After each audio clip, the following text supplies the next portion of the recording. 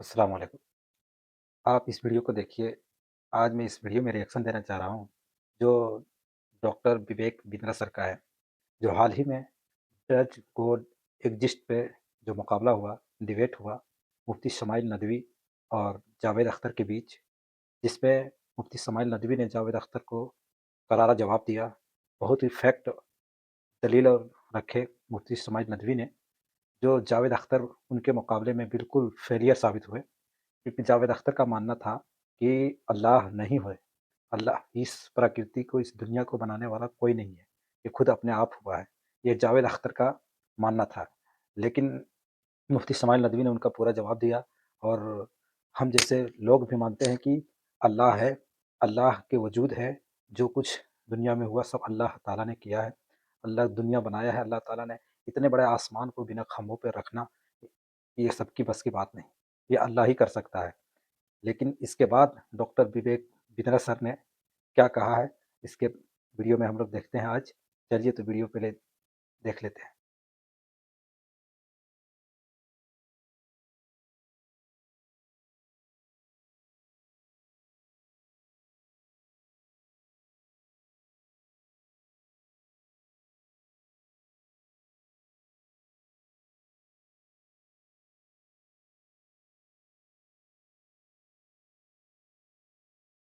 बेशक। अभी अभी अपने ऑफिस वालों से मैंने पूछा भगवान है या नहीं है? बोलो भाई। पर बड़ी डिबेट चल रही है, हर जगह ट्रेंड कर रहा है। जावेद अख्तर साहब इंडिया के बेस्ट स्क्रीन राइटर, हम आपके फैन है। वैसे आपने बात रखी, जावेद साहब आप बोलते हैं मन करता है सुनते रहो सुनते रहो, इतना प्यारा बोलते हैं। लेकिन जावेद साहब बातों की खूबसूरती और लॉजिक की मजबूती अलग अलग होती है, फर्क होता है। जावेद साहब आप बुद्धिमान है, आप लेजेंड है। लेकिन आज हम आपकी शायरी नहीं, साइंस और लॉजिक का थोड़ा सा छोटे वाला पोस्टमार्टम करेंगे। पहले कंफर्म कर दो, आप लोग को क्या लगता है भगवान है कि नहीं है? चलो ये भी कह रहे हैं कंफर्म है, मेरा थोड़ा उत्साह बढ़ गया है।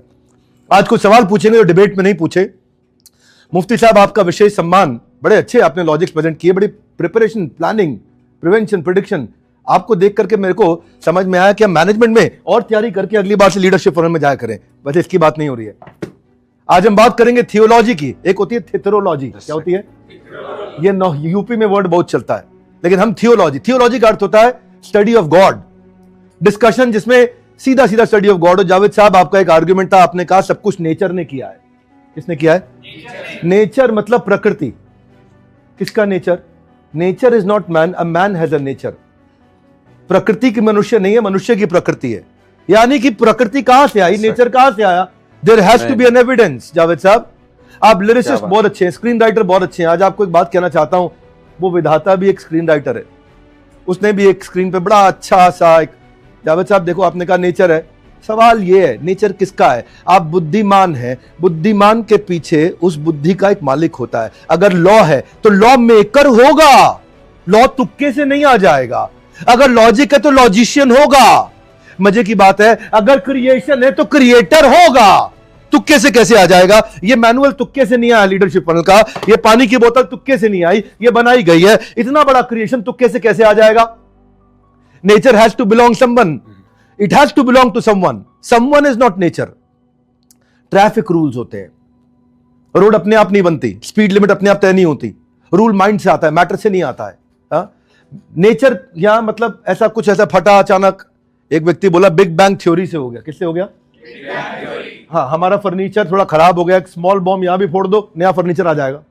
ऐसा होता है क्या कि बम फटा और सब कुछ एकदम सब कुछ सेट हो गया? नहीं। मान लीजिए मेरे हाथ में पानी की बोतल है, जावेद साहब ये बोतल स्टूडियो तक अपने आप नहीं पहुंची, इसे किसी ने बनाया, किसी ने खरीदा, किसी ने यार रखा। तुक्के से नहीं होता, इतना बड़ा यूनिवर्स तुक्के से नहीं होता। पूरा सोलर सिस्टम, प्लैनेट सारे प्रिसाइजली अपने ऑर्बिट में चल रहे हैं। अगर जावेद साहब ग्रेविटी थोड़ी सी ज्यादा होती ना तो सब कोलैप्स कर जाता, और अगर ग्रेविटी थोड़ी सी कम होती तो गैलेक्सीज नहीं बन पाती। ग्रेविटी कम होती, गैलेक्सीज नहीं टिक पाती, ये तारे अपनी जगह नहीं होते। ये ग्रह ग्रेविटी जितनी होनी चाहिए उतनी है ना, ज्यादा है ना कम है। तुक्के से आ गया नेचर में। It has to be somebody's nature. It has to be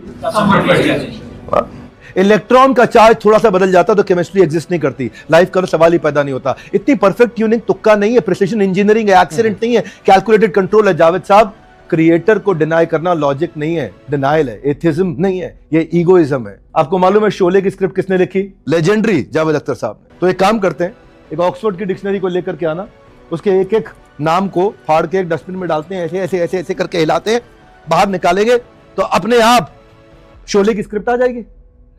नहीं आएगी भाई।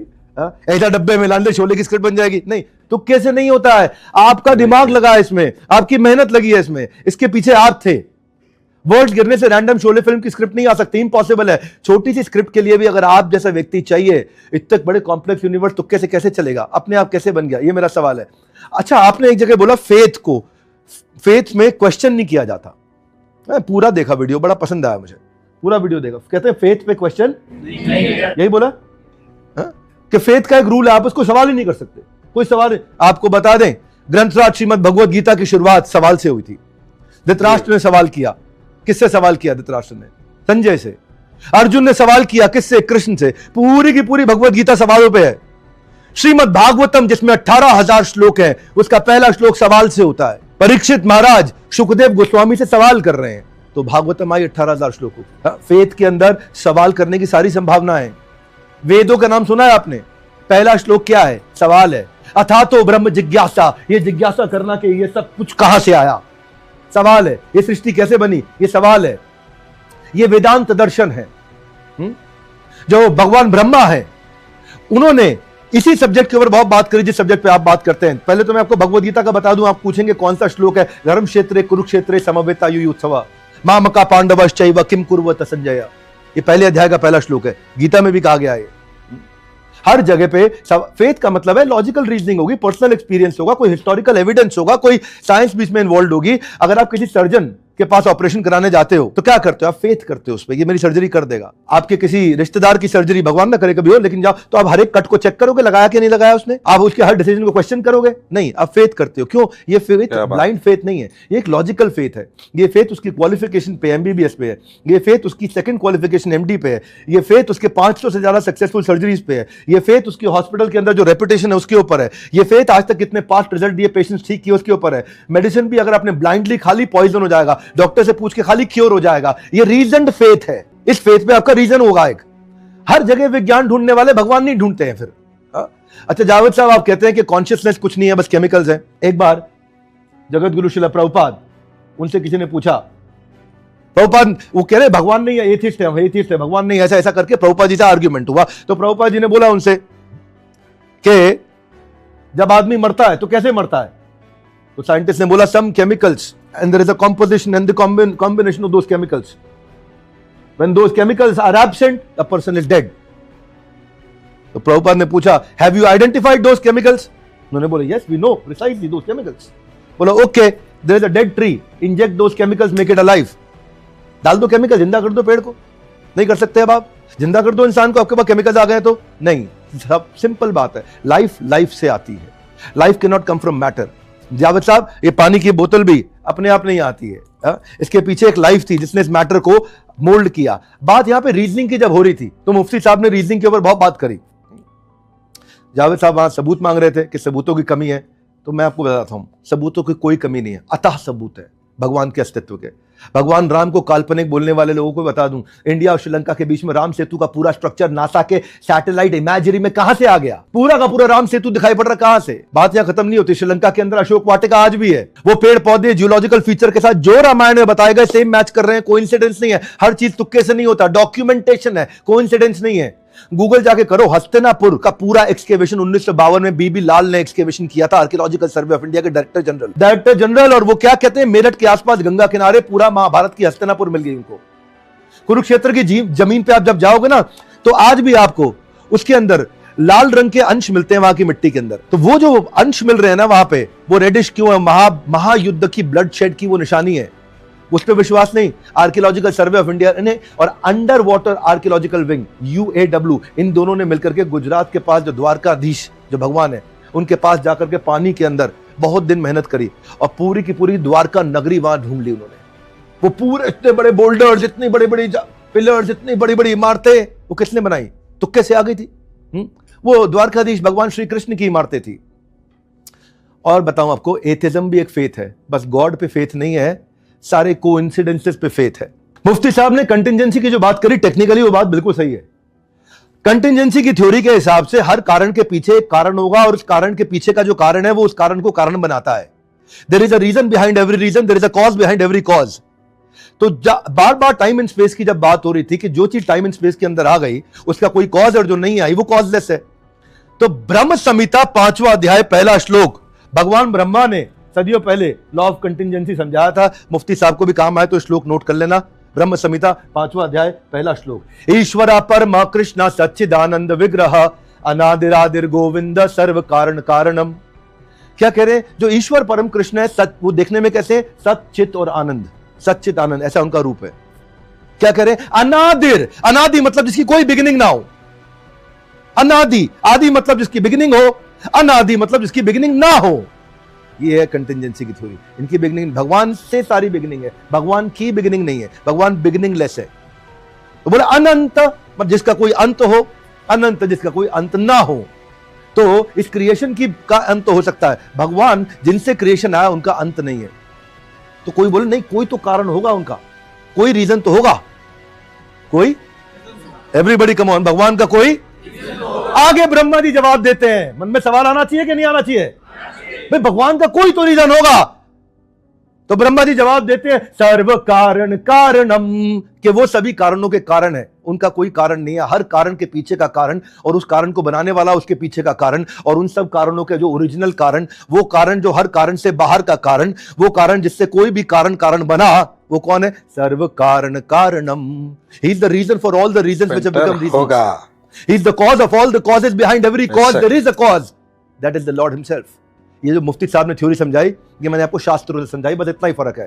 थ्योरी उन्होंने भी ठीक समझाई, बस मैंने शास्त्रों को आपका यहाँ पे श्लोक नंबर भी बता दिया, जाकर के आप खोल के चेक कर सकते हैं. आज का लिखा हुआ नहीं है, मेरा लिखा हुआ नहीं है, आपका लिखा हुआ नहीं है. अगर कोई भी डिजाइन है तो डिजाइनर होगा, अगर कोई भी पेंटिंग है तो पेंटर होगा. तुक्के से नहीं आएगा, इतना बोल रहा हूं बस मैं. और ये बात मैं नहीं, खुद विज्ञान जानने वाले लोग बोलते हैं. आइजैक न्यूटन क्या बोलते हैं? इतना ऑर्डरली ब्यूटीफुल अरेंजमेंट इस पृथ्वी का, इस सूर्य का, इन प्लैनेट्स का है, इसका मतलब ये किसी बहुत बुद्धिमान आदमी ने डिजाइन किया है. अरे इंटीरियर डिजाइनर होता है तब अपना ऑफिस चालू होता है, आकर के ऑफिस को डिजाइन करता है. तो पूरे यूनिवर्स का डिजाइनर कोई नहीं होगा. भगवान के अस्तित्व पर अभी भी अगर बिलीव ना हो तो उसका तो फिर भगवान ही मालिक है, उसका तो भगवान ही मालिक है कि नहीं? बाकी सारे लोग जो भगवान खुदा, ईश्वर, वाहिगुरु, जीसस जिसको भी मानते हैं, इस वीडियो को फैलाओ. उससे फायदा क्या है? आस्तिक की आस्था मजबूत हो और नास्तिक को आस्था बनाने का मौका मिले.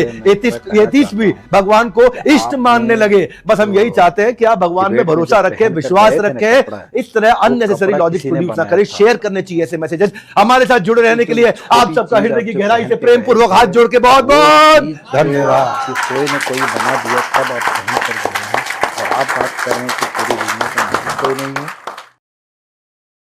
ये कैसे हो सकता है? आप अपने देख सकते हैं, अपने ही सोच सकते हैं कि आप जो अब छोटी सी छोटी चीज़, अगर अगर आप चप्पल या जूता पहन कर के गए होंगे तो वो भी कोई चीज़ कोई ने बनाया होगा तब. जब छोटी चीज़ अपने ब खुद भी खुद ब खुद नहीं बन सकता, तो इतना बड़ा दुनिया, इतना बड़ा आसमान, ज़मीन, चाँद, सितारे, सूरज जो अपने टाइमिंग पर रोज़ निकलते हैं, रोज़ डूबते हैं, ये अपने आप कैसे हो जाएगा? ऐसे आपको ये वीडियो देखकर कैसा लगा आप ज़रूर बताएँ।